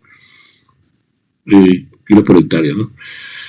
Entonces, también otra vez, tratamiento de dosis alta, en verde, se obtuvo el mayor rendimiento. Entonces, en todos los tratamientos, entonces, el uso de dosis alta ha tenido mejor resultado que todo lo demás. Dosis alta está referido a tratamiento 3, que viene a ser el de, que lo tengo, 0.14 litros de EM en 2.86 litros de agua. O sea, 2%, ¿no? Más o menos lo que figura más arriba. Que lo tengo también, creo, el tratamiento 3. Aquí está, ¿no? Si llevamos a 1 litro, sería 1 litro de EM por 20 litros de agua, ¿no? Esa sería la dosis óptima, porque con esta dosis se han logrado los mejores resultados en todas las variables que se han estudiado. 1 litro de EM por cada 20 litros de agua. Interesante.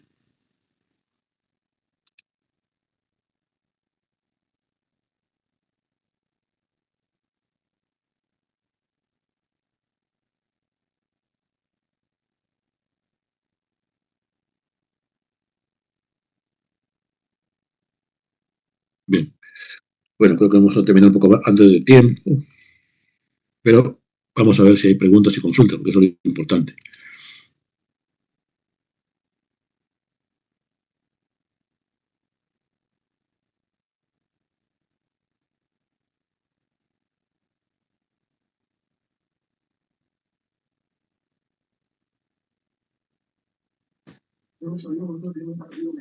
Si nosotros logramos sumar ese partido a nuestra universidad, la diferencia pasa a ser solamente de 2 puntos. De un punto es un partido de calidad.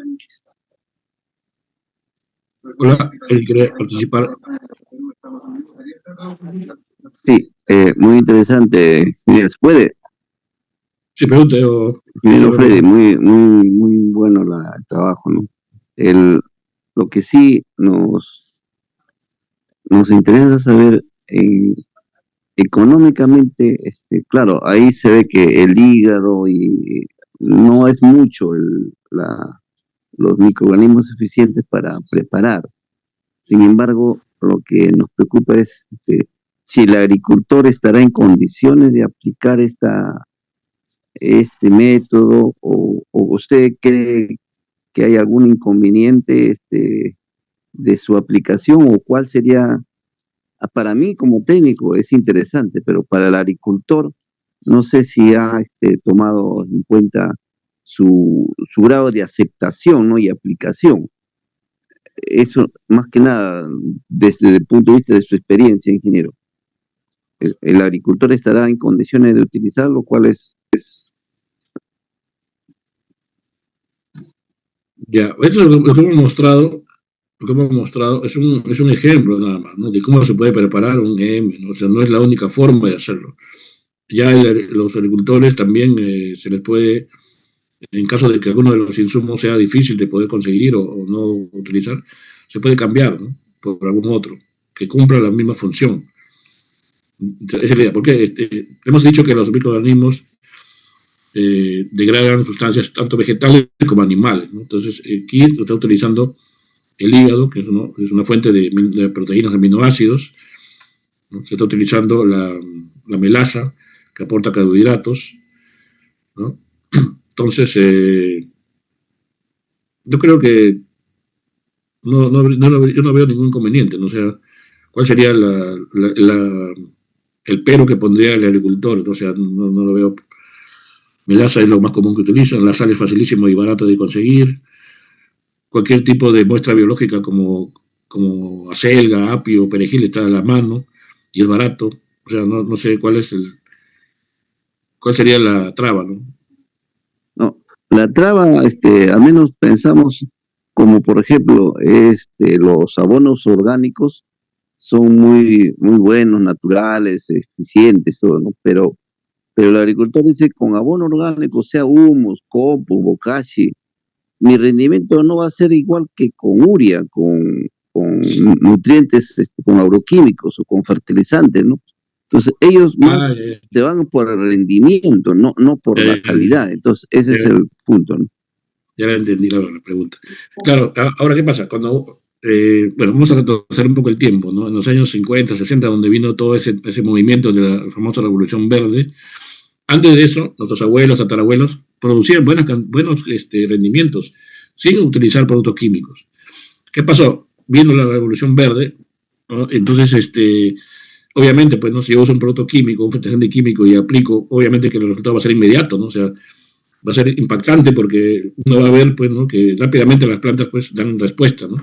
En cambio, el uso de productos orgánicos es un proceso de más tiempo, ¿no? de mediano a largo plazo, ¿no? Entonces, nosotros no damos tiempo para que estos productos orgánicos puedan demostrar su actividad, ¿no? Porque siempre estamos ahí con el tiempo, ¿no? El apuro, que no, yo quiero tener el resultado ya mismo, que no puedo esperar tanto tiempo.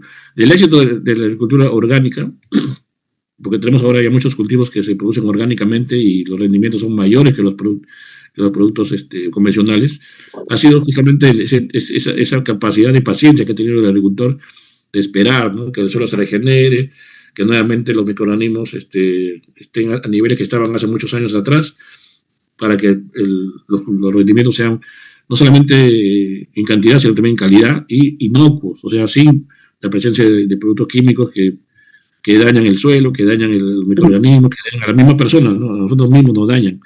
Entonces, tomar conciencia de eso, obviamente que se requiere tiempo. Claro, no va a ser fácil, ¿no? Convencer al agricultor, si usted me dice está acostumbrado a usar productos químicos, pero poco a poco, con parcelas demostrativas, yo creo que se puede ir demostrando, ¿no? Crear conciencia que los productos químicos, uno crea una dependencia, ¿no? El agricultor depende de los productos químicos y eso no puede ser, pues, ¿no? No, tenemos que sacar esa idea de la dependencia, ¿no? Que sin producto químico prácticamente hacer agricultura es imposible y eso no es cierto, ¿no? Eso es falso, ¿no? Entonces, poco a poco tenemos que ir demostrando con hechos, no solamente con palabras, ¿no? Que la agricultura orgánica sí es posible, ¿no? Y sí es posible lograr rendimientos altos y de buena calidad también, ¿no? Productos. Es un tema bastante amplio, estimado amigo, para poder conversarlo en 15 minutos. Un amigo. Sí. Sí, hola. Buenas noches. Continúe, compañero. No, quería responder solamente a John, que John dice que cuánto tiempo se puede guardar el compost, ¿no? O sea, más o menos, si se almacena adecuadamente, ¿no? Por ejemplo, lejos del directo de los rayos solares, ¿no? Lejos de fuentes de humedad, de contaminantes, tranquilamente se puede guardar por 2 años, ¿eh? 2 años, pero siempre una humedad máxima de 40%, ¿no? En un lugar ventilado, en sacos, ¿no? Bien sellados. 2 años tranquilamente puede estar un compost, ¿no? Pero si no cumple esas condiciones, pues no va a durar pues, ni meses, ¿no? Perdón, ni meses, ¿no? Esa sería la idea. Pues, ¿qué más pregunta? El hígado es una madre de microorganismos. Claro, la idea es esa, ¿no? El uso del hígado y de la lechuga, por ejemplo, o la col o cualquiera de esos productos, es justamente desde ahí, pues, van a salir los microorganismos, ¿no? ¿Las sales no matan a los microorganismos? No, necesariamente no, porque vamos a nosotros a utilizar la cantidad, si utilizamos la cantidad precisada en la mezcla, no va a tener problemas, ¿no? Pero si nos sobrepasamos, ahí sí puede haber mucho problema. Recuerden que la sal es cloruro de sodio, ¿no? Estamos aplicando cloro y sodio también, ¿no? El sodio también es necesario en muy pequeñas cantidades, porque es parte también del grupo de elementos que los microorganismos necesitan, pero no en niveles tóxicos, ¿no? Bueno, ingeniero José, Sí, Mi consulta es el hígado, la col, la lechuga. Hay que triturarlo para hacer sí, esta mezcla y, correcto. y, y ya, y en el mercado también hay este producto de M, ¿no? Los precios están, oscilan entre 100, 120, 80 el litro de M para activar.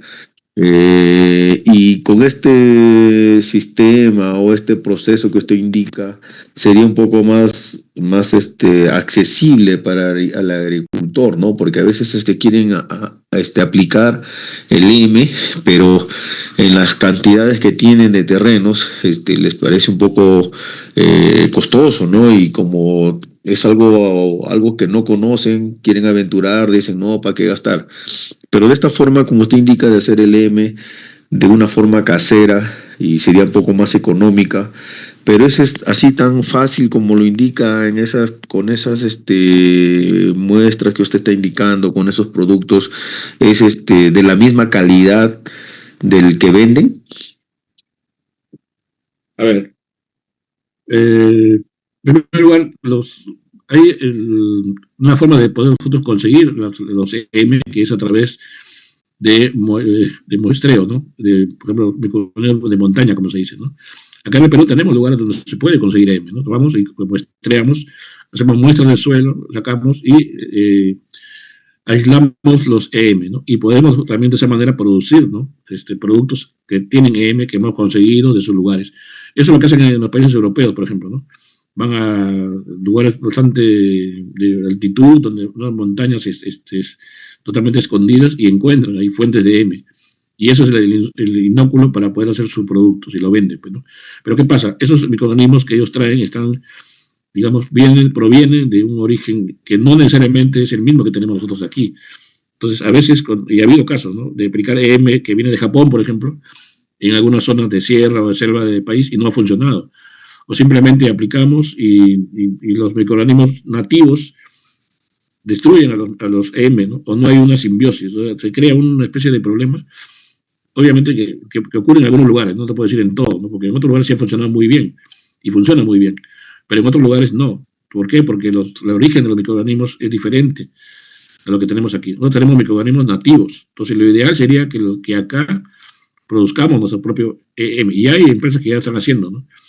Entonces, ¿por qué? Porque ya serían nativos, entonces se acostumbraría más rápidamente a ser aplicados en nuestro tipo de suelos, ¿no? Entonces sería mejor. Este ejemplo que yo he dado en el PowerPoint es un ejemplo X, o sea, un ejemplo que se puede hacer a pequeña escala, ¿no? Porque imagínense hacer un EM para 20 hectáreas utilizando hígado y repollo no sería factible, ¿no?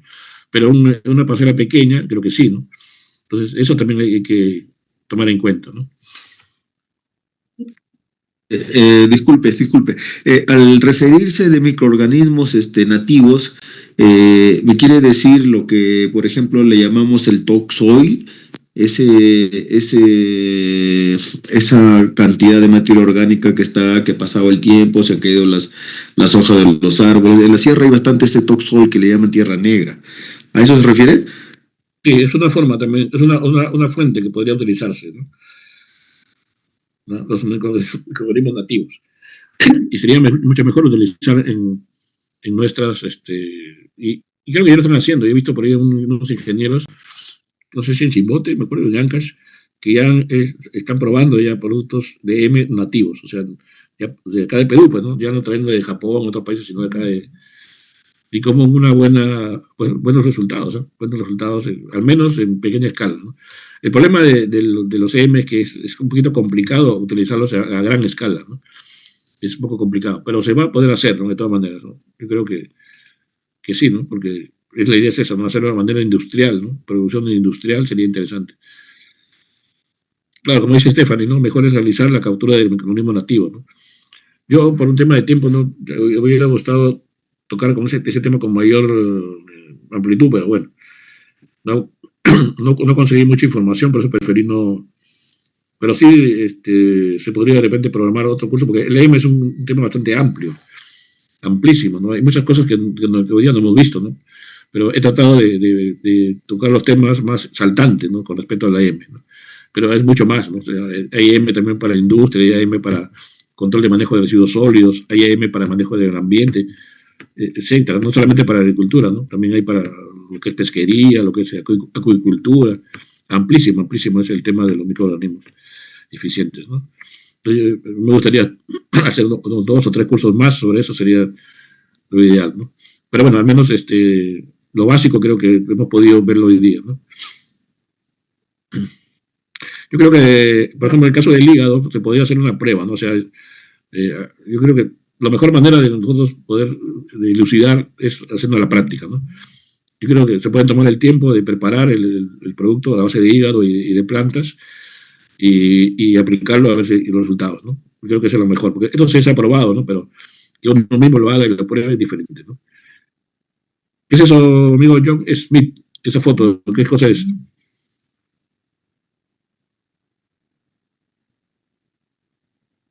He puesto una foto y parece un... ¿Qué es amigo John?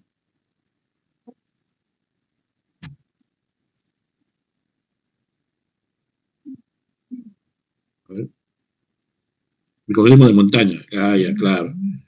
Ahí tienes tu fotito de tu microorganismo de montaña.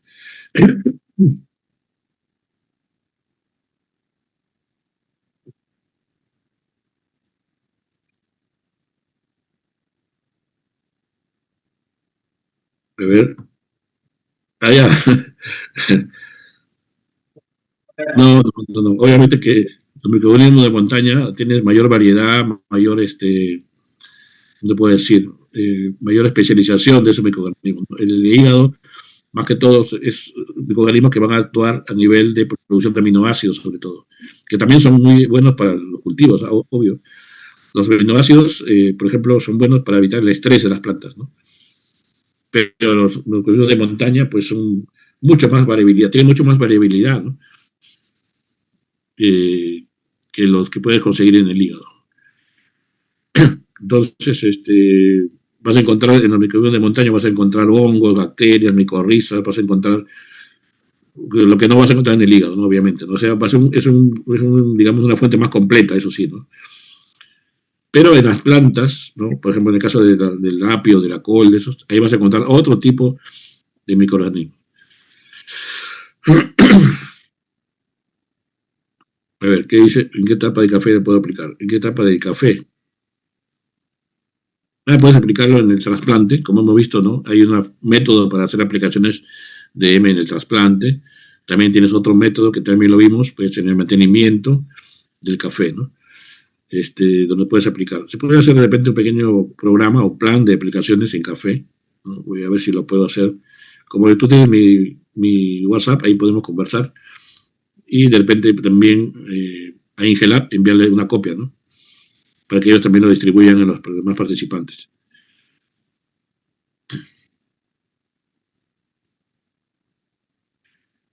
Ok, bueno. ¿Qué más a ver por ahí?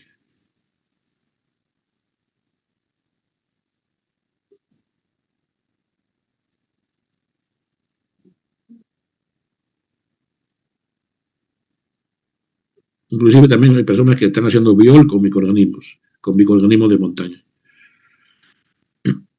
Un biol más potente, más completo, ¿no?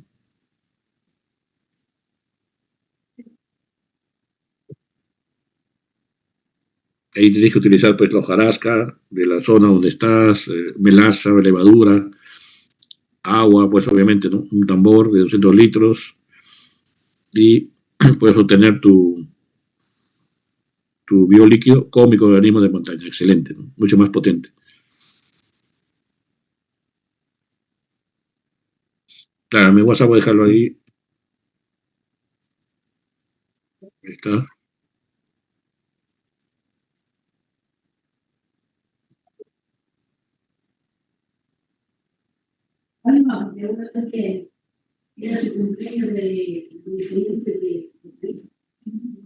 Gracias, John. La próxima semana creo que ya todas las últimas sesiones o módulos vamos a ver compost, ¿no? Y la última clase vamos a ver ya un tema un poco más práctico, un tema de cómo podemos nosotros recomendar aplicaciones de abonos orgánicos, porque siempre se hace muy empíricamente eso, ¿no? Apliquen 20 toneladas de estiércol de gallinaza, ¿no? O estiércol de bovino, apliquen 50 kilos, pero no hay una base técnica, ¿no? ¿Por qué se recomienda esa cantidad? Entonces, eso lo vamos a ver el último día, cómo hacer una recomendación técnica, así como recomendamos los fertilizantes químicos, con una base técnica, también tenemos que recomendar los abonos orgánicos con una base técnica, ¿no?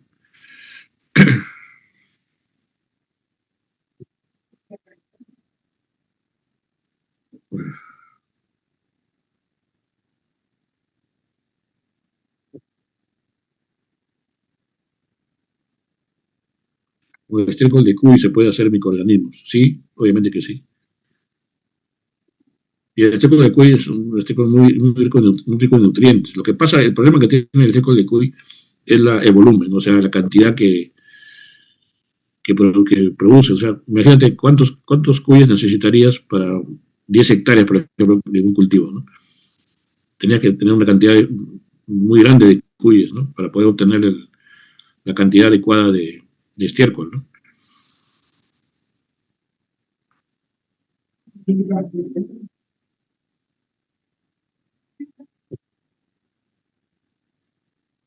Bien, ¿qué más dice? Los EM afectan la floración de una planta. A ver, vamos a ver, ¿cómo puedes? Pero afectan en qué sentido, ¿no? Porque podemos hablar de afectan de forma negativa o afectan de forma positiva, ¿no? Porque lo que hacen los microorganismos, en realidad, si se aplican bien, o sea, microorganismos eficientes, van a incrementar el número de flores, en realidad, ¿no? No solamente incrementan el número de flores, sino el desarrollo más rápido de las flores. Entonces, eso es lo que hacen los M, ¿no? No van a malograr la flor, no van a quemar la flor tampoco, ¿no? Sino que vamos a tener efectos positivos en la floración. Eso se logra. Obviamente que tiene que estar pues bien elaborado tu EM, ¿no? Tu EM.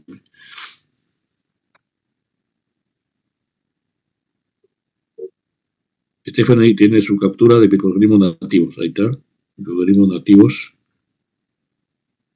Y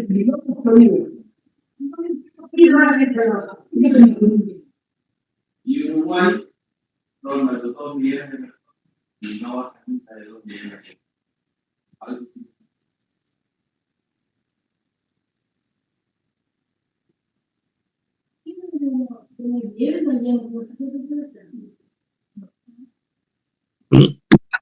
ver. Puedo aplicar el compost al compostaje de cuy. Puedo aplicar. A ver cómo. Ah, ya, puedes aplicar los EM, dirás. Al compostaje de cuy. Claro que sí. La idea de los EM es que aceleran el proceso. No solamente aceleran el proceso de compostaje, sino que ayudan a que ese compost sea más rico, ¿no? En el sentido de que tenga mayor cantidad de nutrientes, mayores cantidad de sustancias bioactivas, ¿no? O sea, enriquece, mejor dicho, el EM enriquece el compost. No solamente acelera su producción, sino también que lo enriquece. Es un compost de mejor calidad. Eso es lo que se logra con el EM.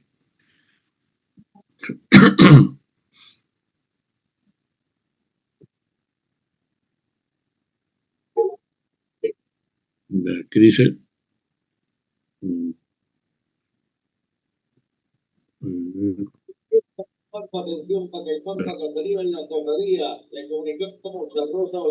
Dice biol con EM, qué interesante, soy de ingeniería ambiental y quiero decir, ¿qué beneficios tiene usar el biol con EM en lugar de vertientes químicos?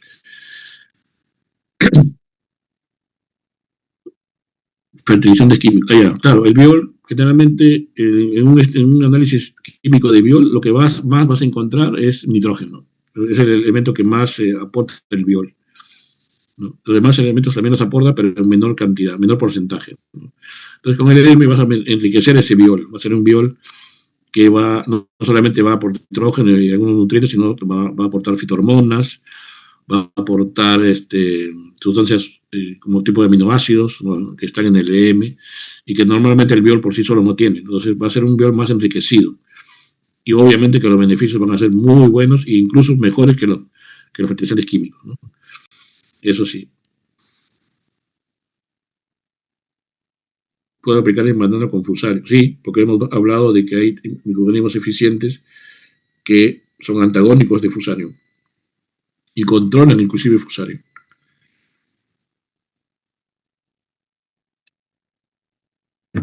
Tierra de montaña virgen y estiércol de conejo.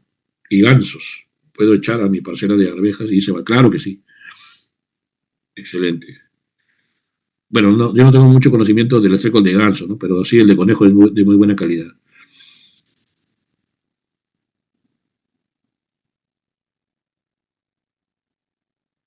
Puedo mezclar M con lombrices californianos para el compostaje de estiércol de cuy. Yo preferiría mejor separado, claro, como dices, sí. O aplicar el EM cuando ya está el compost listo, ¿no? O en el proceso de compostaje. Pero no mezcles los EM con las lombrices, ¿eh?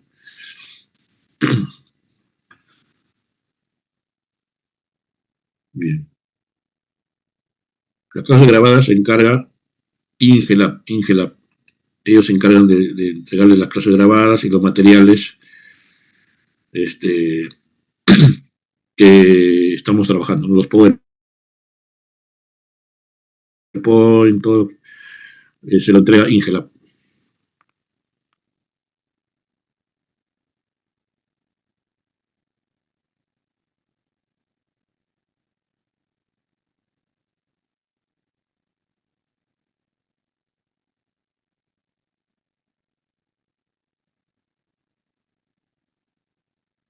Bien. Bueno, y ya Julio Vázquez, terminando, dice, para una extensión de 20 hectáreas es viable aplicar EM. A ver.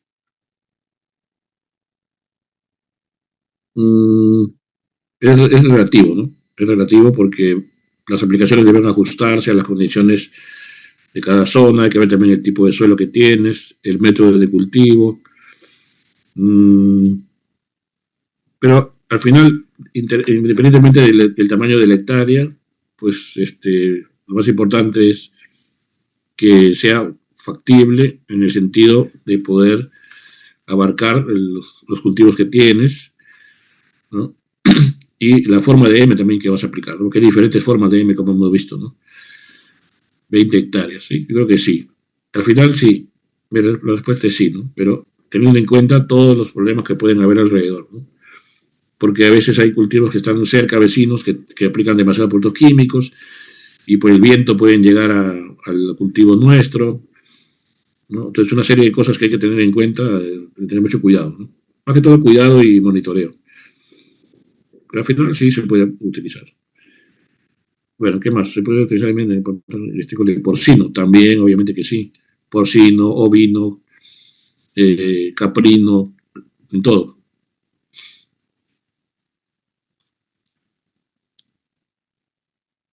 Muy bien.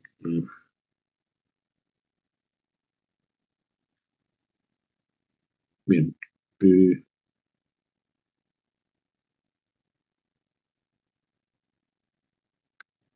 Bien. Entonces, ¿qué dicen nuestros amigos de Ingel? Sí, ingeniero, ya habiéndose absoluto todas las consultas y preguntas por parte de los participantes, estaríamos culminando esta sexta sesión, sexto módulo en el tema del diplomado de producción y abonos orgánicos. Les recuerdo que estamos desarrollando el tema de producción de microorganismos eficientes a aplicaciones en cultivos. Bueno, también hacer una invitación para la próxima semana, se estarán realizando otros cursos de capacitación. Cualquier consulta o duda también se les va a estar brindando la programación de la próxima semana. Y recordarles de que las siguientes sesiones se va a estar realizando el día viernes y sábado a las 8 de la noche, como siempre se está desarrollando. Así que cualquier consulta o duda también les he dejado ahí el número de la asesora para que se puedan comunicar. Para los que deseen acceder a este curso nada más como módulo o para quienes también estén interesados en acceder al diplomado. Cualquier consulta o duda, por favor, con ese número para que tengan mayor información. Y bueno, también acerca de la programación de la próxima semana, se les estará haciendo la invitación correspondiente en los grupos que ustedes están. Es por eso que les exhorto a que se puedan quedar en ellos, ya que por ese medio siempre se hace la invitación. Ahí les he dejado el número también para que se puedan comunicar con la asesora. Y bueno, de esa manera estaremos culminando este evento académico. Muchas gracias al ingeniero y a cada uno de ustedes. Espero que tengan un buen inicio de semana y también un buen domingo. Buenas noches.